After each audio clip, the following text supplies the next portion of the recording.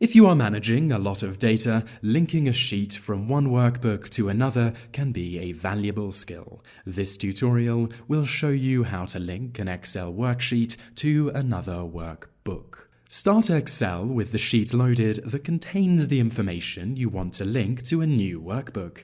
Here you can see that we have some information about item prices. You need to copy this data, highlighting anything that you want to link to your new workbook, and right-click and choose Copy.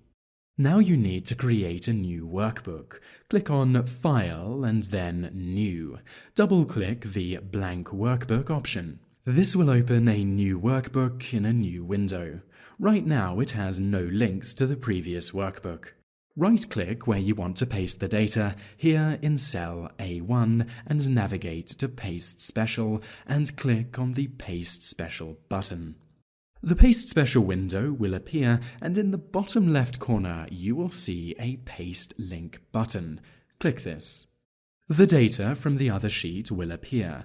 To make sure that the link between the worksheet and the new workbook has been successful, navigate to the previous workbook and change some of the data. Here we will change the price of a cactus to $50. Navigate back to the new workbook and you can see that the data here has changed as well.